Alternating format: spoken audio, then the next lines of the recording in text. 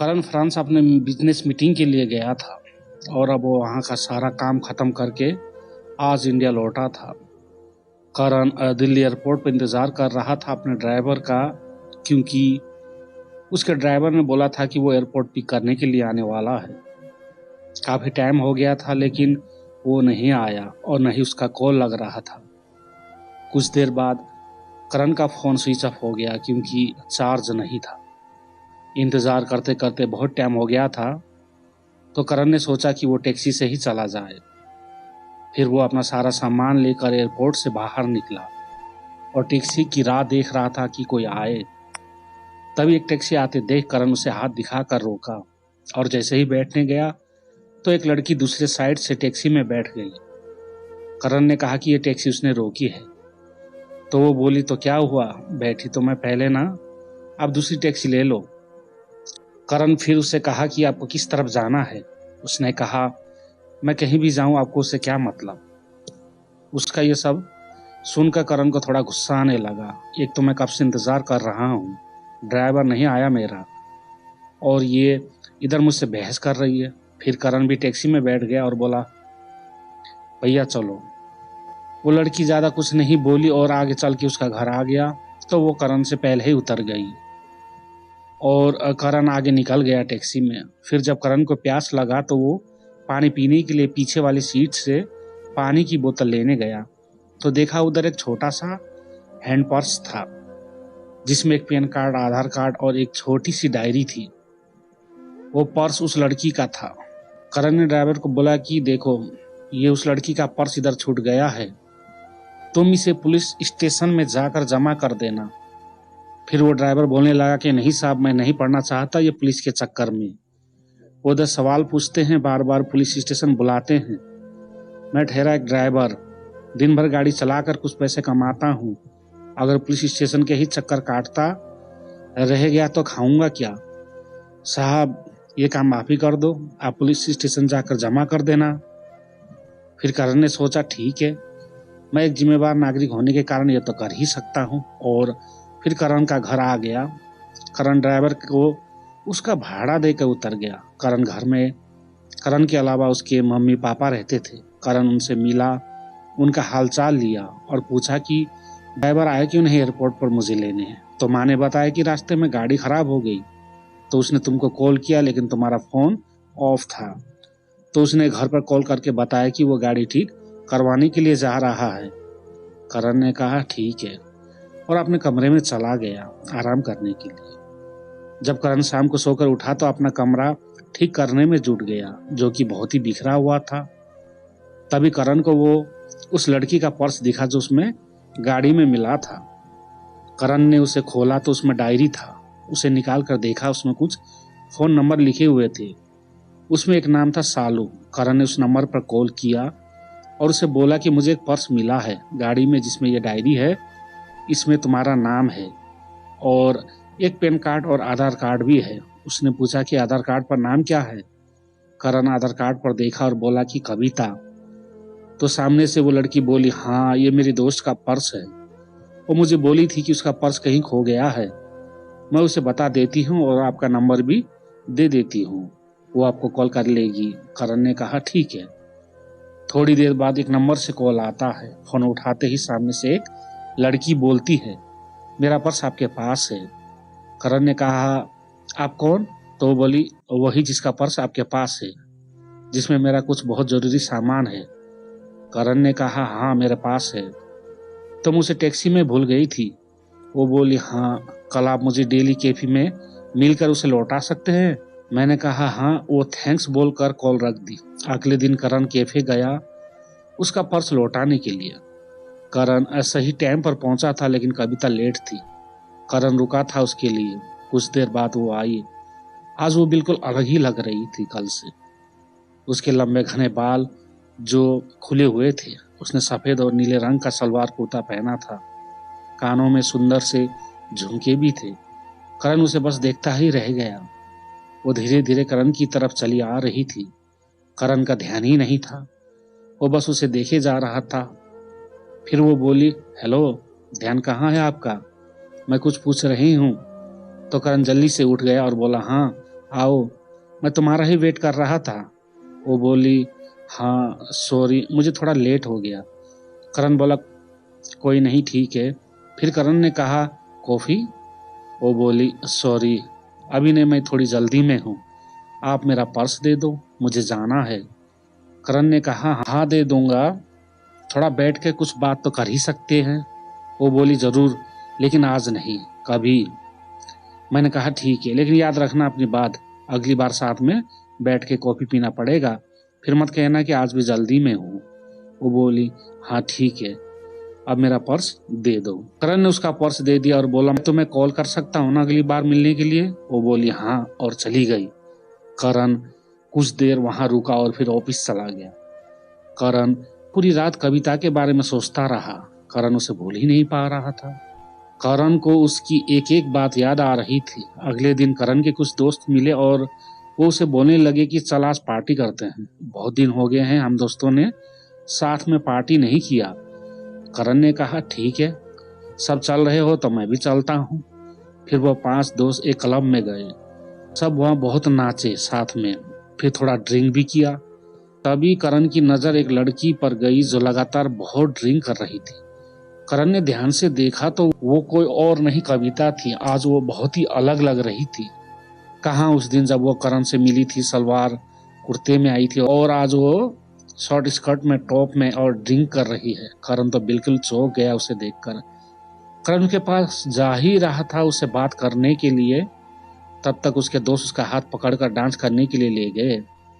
करण की नजर कविता पर ही थी, लेकिन थोड़ी देर में वो वहां से चली गई।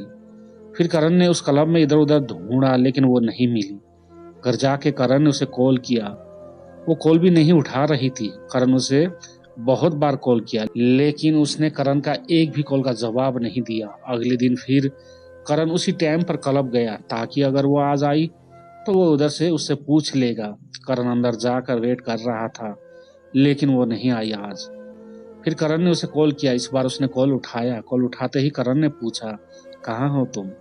वो बोली, क्यों, क्या हुआ? मैंने उसे बोला कि कल मैंने तुम्हें क्लब में देखा था, तुम हद से ज्यादा ड्रिंक कर रही थी, क्या हुआ है? तुम्हें कोई किसी बात का टेंशन है क्या? वो बोली, नहीं, और कॉल काट दी। करण फिर उसे कॉल लगाया तो उसने कॉल नहीं उठाया। करण वहां से घर चला गया। घर आकर उसने कविता को मैसेज किया कि अगर तुम्हें कोई किसी बात का टेंशन है तो मुझे बता सकती हो। उसका कोई रिप्लाई नहीं आया। 2-3 दिन हो चुके थे, अभी तक कविता ने कुछ नहीं कहा था। करण फिर कविता को कॉल किया, उसने कॉल उठाया। करण ने बड़े आराम से बोला कि तुमने कुछ रिप्लाई नहीं दिया मेरे मैसेज का। वो चुप ही थी। करण ने फिर बोला, ऐसे चुप नहीं रहो, कुछ बोलो, कुछ परेशानी हो तो बताओ, मैं तुम्हारी मदद कर सकता हूँ। फिर करण ने कहा, अच्छा चलो, कल उसी कैफे में मिलो, तुम्हारा कॉफी बाकी है, एक मुझ पे। वो हाँ ठीक है बोलकर कॉल रख दी। करण बड़ी बेचैनी से कल का इंतजार कर रहा था। अगले दिन वो सुबह सुबह उठा, अच्छे से तैयार होकर कविता से मिलने के लिए निकला।